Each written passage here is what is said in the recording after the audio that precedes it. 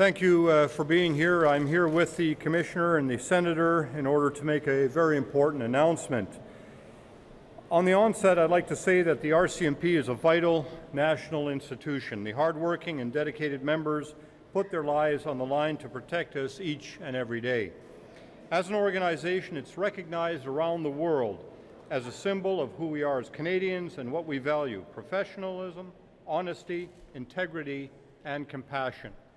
However, these ideals and Canadians' confidence in the RCMP has been tested over the past few years. There's no doubt that changes are needed. There's no doubt that the RCMP leadership deserve modern, updated tools to do their job. The RCMP Act has not been significantly amended for over 25 years. While we've seen progress in several areas, for example, the provinces and the territories recently signed new 20-year RCMP police service agreements which address key issues such as governance, accountability, program sustainability, and cost containment, for example, there needs to be done more. Accordingly, I have introduced the Enhancing the RCMP Accountability Act in the House of Commons to strengthen trust and accountability in the RCMP.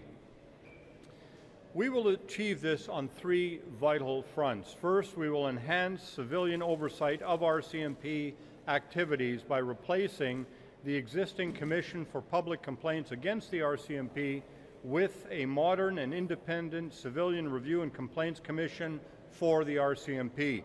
It will have greater access to RCMP information and enhanced investigative powers, including the authority to compel evidence. In addition, it will be able to conduct joint investigations with other police review bodies into complaints arising from integrated or coordinated police operations. Second, we're addressing concerns about the police investigating the police.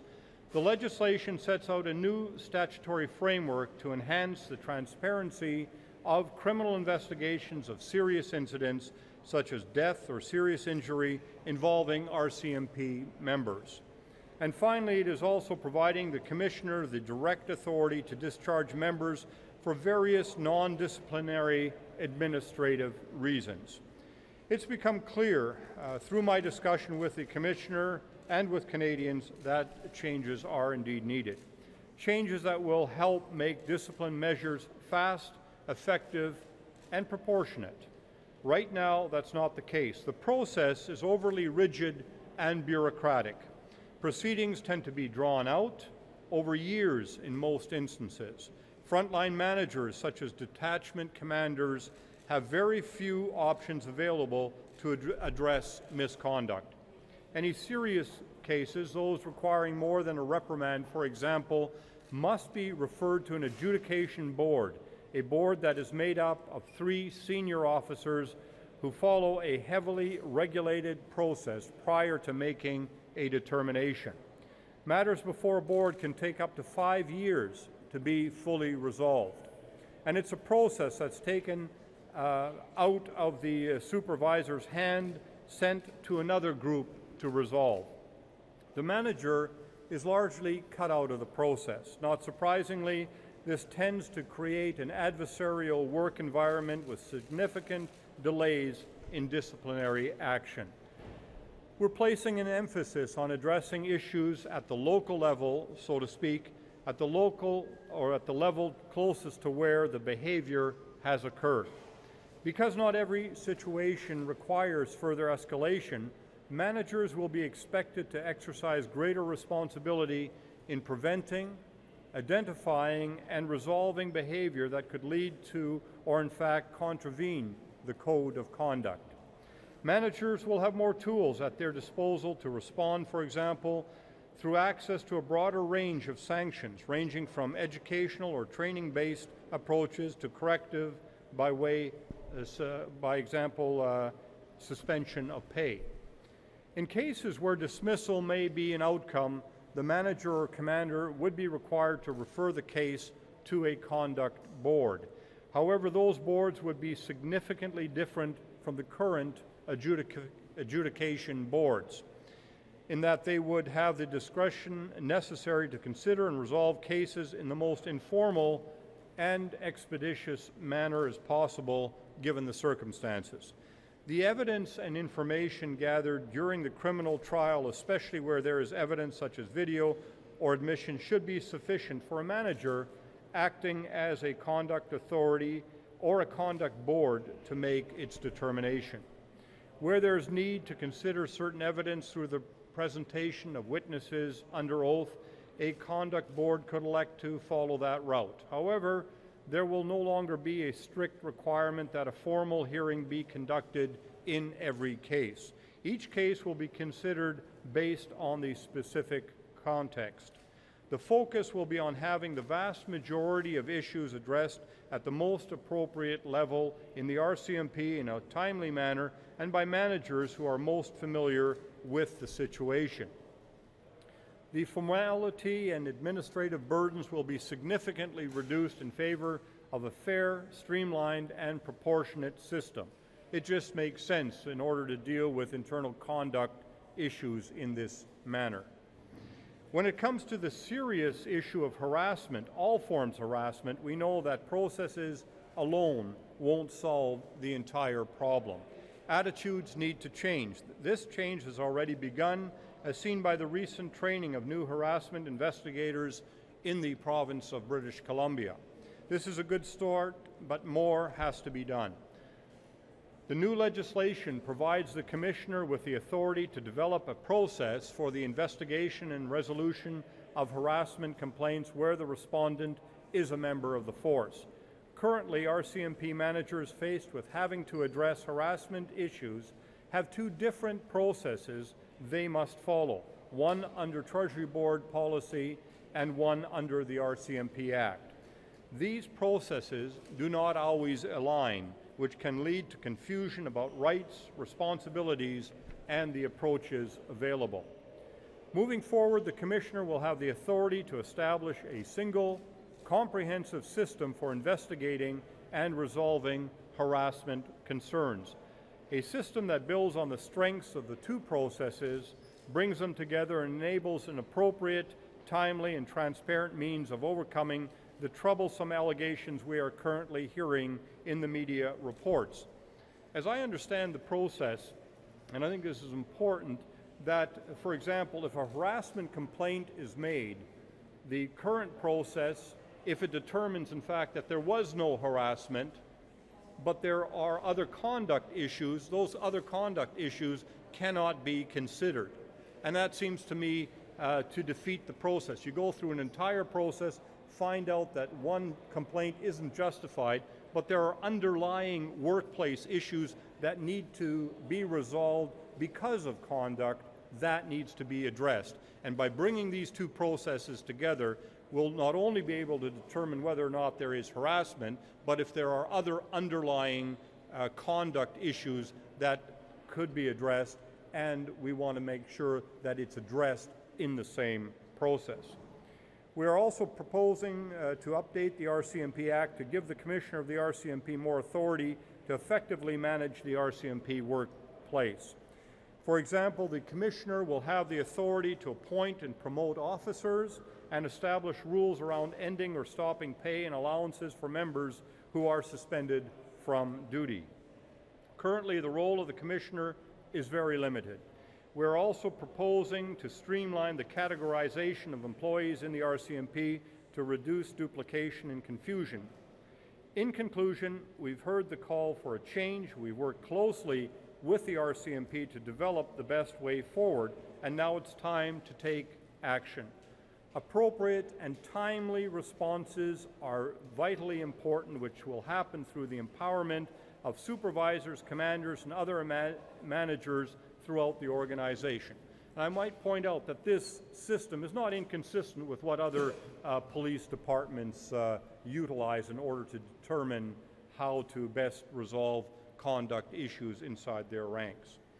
The RCMP has a hugely important mandate. We must support the members and employees of the force in fulfilling their mission. They must be able to focus on what they are trained and sworn to do, that is, protect Canadians. As Minister of Public safety. I have the privilege to meet RCMP officers and staff across the country. I have also witnessed the pride and the appreciation that Canadians have for the men and women of the RCMP. The legislation will be important to ensuring that the RCMP remains accountable to its members, accountable to the public it serves, a trusted and adaptive organization for generations to come.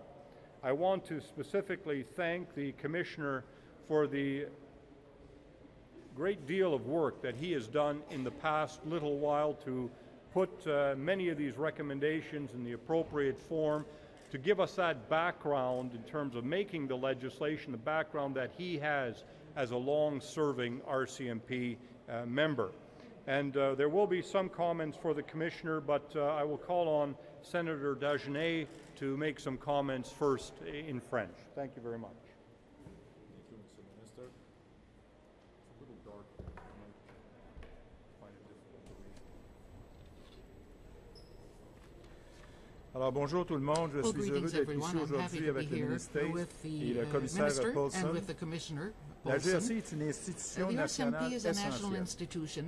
Elle est reconnue partout dans le monde comme un symbole de notre identité canadienne et des valeurs que nous préconisons, à savoir le professionnalisme, l'intégrité, la compassion.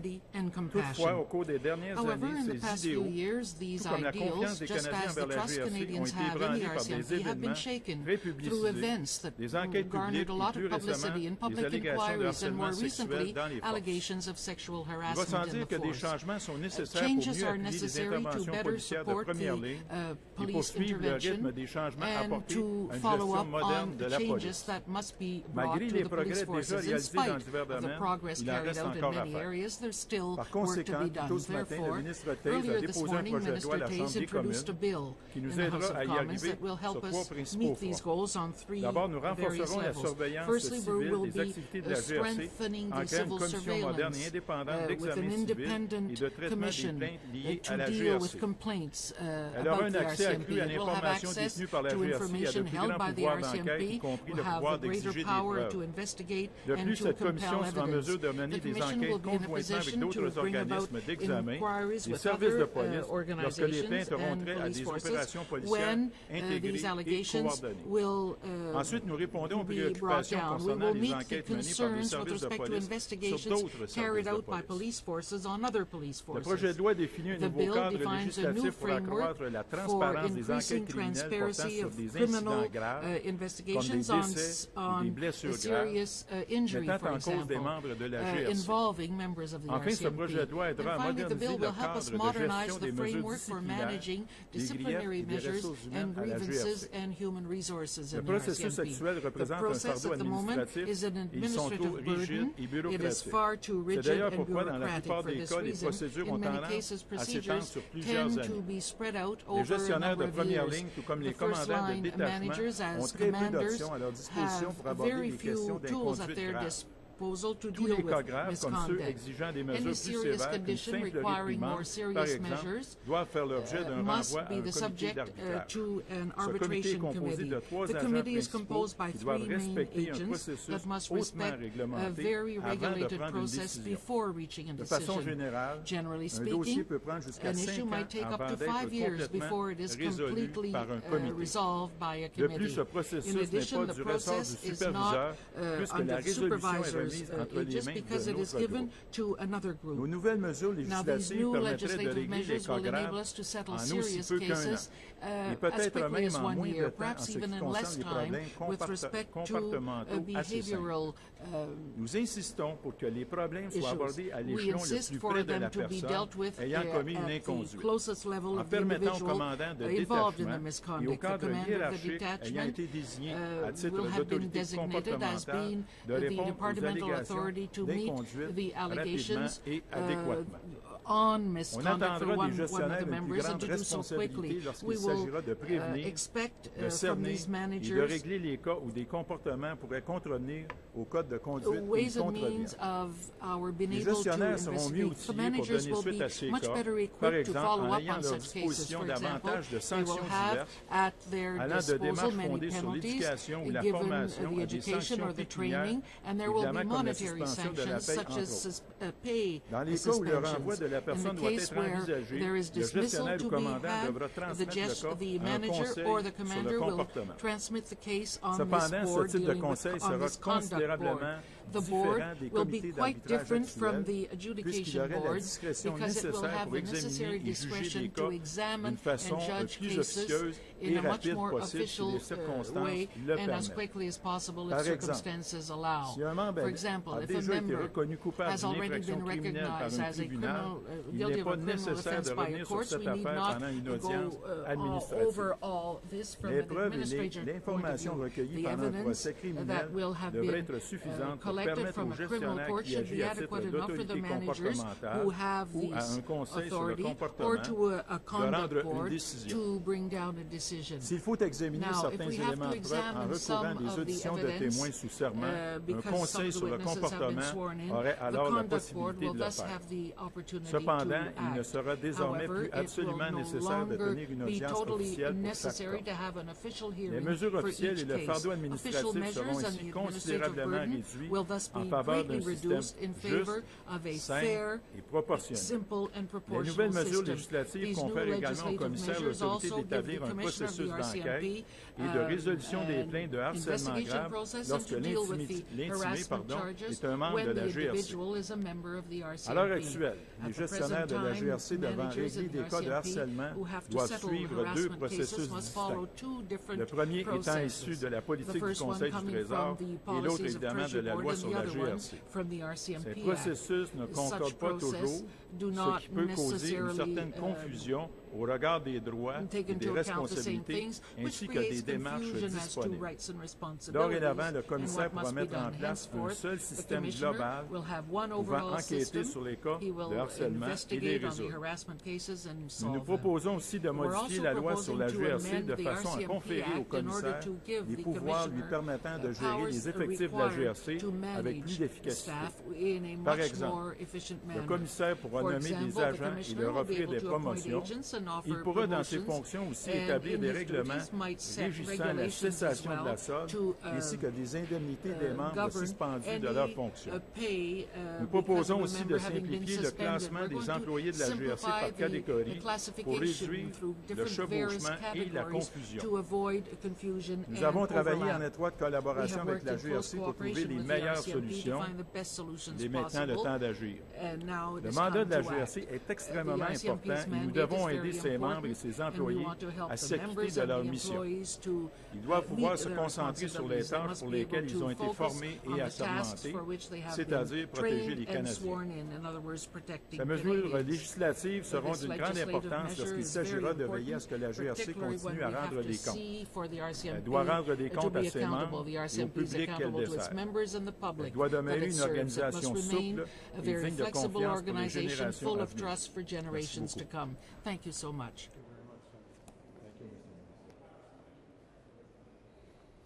Well, first of all, I'd like to thank Minister Toews and the government for tabling this important legislation today. Thank you very much. I'm extremely pleased to be here today to discuss the efforts being made to reform and strengthen the RCMP Act. The RCMP Act seeks to fulfill the RCMP's requirement to be accountable to Canadians while providing the checks and balances needed to respect the individual rights of RCMP members.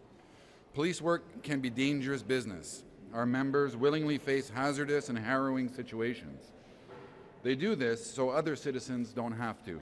The vast majority of our employees do so with distinction and pride.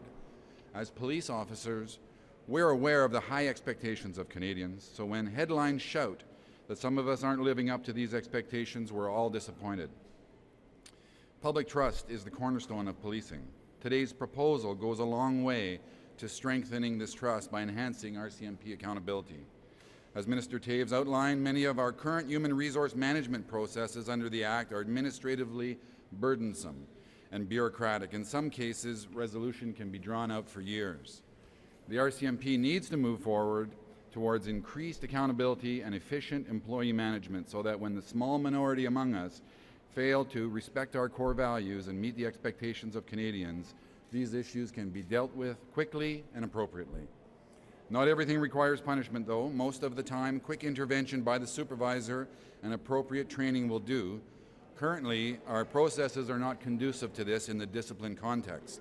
However, I know that legislation alone isn't enough to maintain the public's trust. These reforms must be accompanied by an ongoing commitment at each level of the organization to foster an open, cooperative, and respectful workplace. I've made it clear to all employees, especially managers, that they must step up and be the leaders Canadians need them to be. The men and women of the RCMP are up to this challenge. I'm confident that RCMP employees will support the changes ahead and continue to provide an outstanding level of policing service to Canadians that we can all be proud of. RCMP members, like all Canadians, will wait and see how the political process unfolds. Thank you very much. En français, Monsieur le ministre disait que ça faisait un The quart de minister siècle qu'il n'y avait stated pas eu that de there's changement. been 25 years Ça ne since devient pas changes have ici une been question de made. culture. This is no Et longer, is est-ce this que an vous issue avez of l'impression culture? qu'il y aura Do de you la not have the feeling résistance that quand there will viendra be le temps d'appliquer tout resistance ça et de mettre when en all œuvre this tout will ça, have to de be la implemented? résistance dans les rangs? Resistance amongst the Non, ranks of parce the que non. RCMP? La résistance No. viendra pas de nos No, rangs. the resistance won't come from our ranks. Aussitôt, c'est-à-dire que il faut que le système de discipline The disciplinary travaille de system is corriger going to le have to work comportement. to Si les membres de la change RCMP behavior. If the comprennent, members of on the essaie de RCMP les understand aider, that we're mais trying dans to des help cas them, spéciaux, and il in faut special prendre la cases discipline we have to ferme. take Fait que, disciplinary il y a pas de measures. question que les membres So de la there's RCMP no vont question nous whatsoever assister, that the RCMP members à are faire going to vivre help cette us meet these goals. Can you explain to us, in a situation which we've seen recently in the media, of a number of senior officers or a couple of senior officers being involved in sexual harassment or harassment cases, does this give you the tools to be able to say you're fired? Well, it doesn't give me the summary dismissal power, and I don't think I want that, frankly. But what it does do, it gives me the tools to accelerate the discipline process and to have the conduct authorities, which will be my commanding officers or another officer that I may appoint, to be able to, when things don't go the way they ought to, appeal the sanction. And this currently is not available to me or the RCMP right now, where, say, we seek dismissal of a member, the board comes back and says, we're not dismissing that member, there's an opportunity for an appeal to be launched.